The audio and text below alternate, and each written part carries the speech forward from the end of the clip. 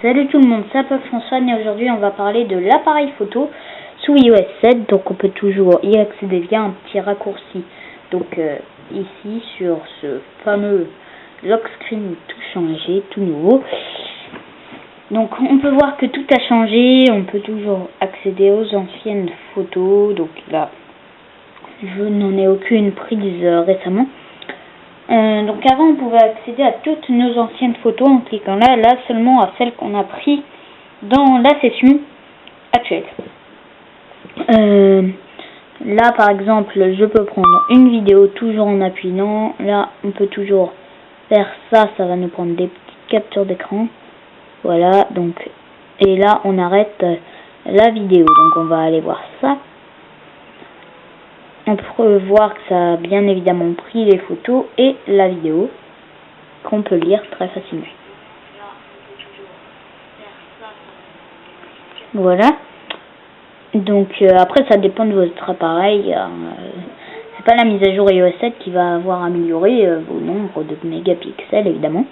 Donc ensuite on a la photo simple. Là on peut régler le flash, non, auto, oui comme d'habitude. Attendez, je recule un peu, je sais pas si vous voyez très bien. Là, on peut inverser le sens. Bonjour à vous, salut tout le monde, c'est François. Vous voyez ma tête, voilà. Donc là, par contre, pas de flash à l'avant, toujours même sur iPhone 5. On peut activer le HDR. Et donc là, ça va vous prendre deux photos et on voit qu'il y a une petite barre de chargement. C'est un peu plus long, donc là on a la photo avec le HDR, là on a la photo sans. Donc là, vu que c'était pas une très belle photo à prendre, on voit pas forcément la différence, mais le HDR c'est pas mal. Vous pourrez remarquer que maintenant c'est obligatoire d'avoir la grille de composition, ou alors peut-être dans les réglages, on ira voir tout à l'heure. Carré, donc là ça vous fera une photo carrée tout simplement, hein. C'est plutôt pas mal, on peut toujours activer le HDR même en mode carré, sauf que vous pouvez voir que c'est plus long. Voilà. Et donc là, voilà.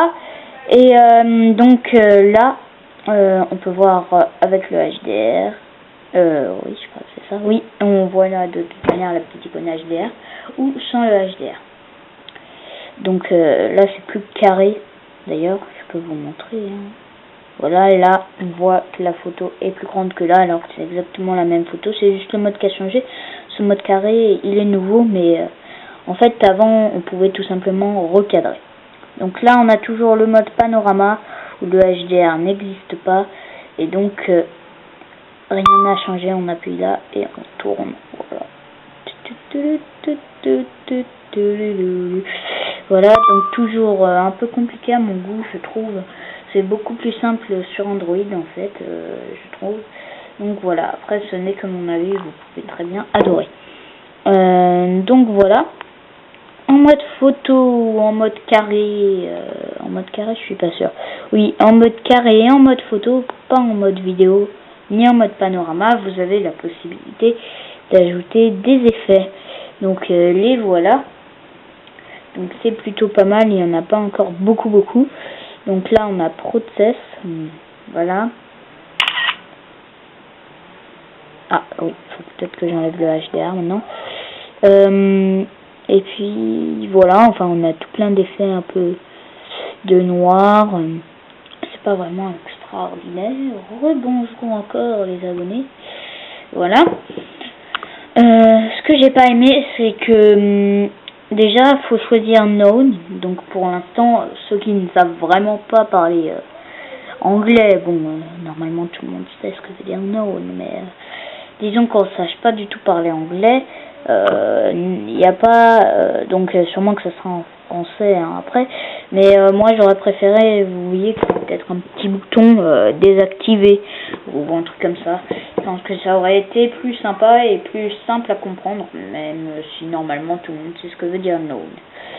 Voilà, le flash, il n'a pas changé, hein, vous vous en doutez. Ça dépend de votre appareil. Le flash peut être pourri comme il peut être très bon. On a toujours la possibilité de le mettre en automatique, en oui ou en non.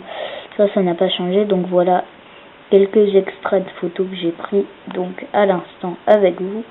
Boum, boum, boum, boum, boum. Là, on a la vidéo avec ou sans HDR, le mode carré, un petit panorama raté, avec un effet sans HDR, avec un effet avec HDR, et puis avec le flash. Donc voilà, j'aime pas trop l'interface de ce nouvel appareil photo. Je comprends pas pourquoi ils ont enlevé l'appareil photo sur le bouton.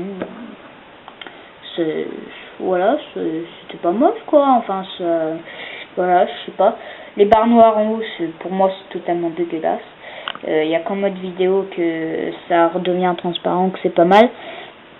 Et où on peut voir notamment quand on est en mode vidéo, donc les secondes, les minutes, les heures, ça par contre c'est pas mal, mais je crois qu'on pouvait déjà le voir avant, sauf que c'était pas affiché pareil. Bah écoutez, voilà, c'était Apple France Fan pour cette présentation de l'appareil photo iOS 7. Sinon, non, j'ai pas fini. On peut y accéder. Donc, attendez, qu'est-ce que ça m'a fait? Voilà, depuis le lock screen avec ce petit raccourci. Évidemment, depuis l'application dont l'icône a changé, on va voir ça tout de suite. Voilà, c'est elle, appareil photo. Donc je vous referai une vidéo différente pour la photo, parce que la photo et l'appareil photo, c'est pas la même application exactement. Ensuite, on peut aller dans les réglages pour voir qu'est-ce que c'est. S'il y a quelques réglages à faire. Donc, non, je crois même pas qu'il y a de réglage en fait. Si, photo et appareil photo, là. Donc, ouais, il n'y a pas grand chose. Attendez, voilà.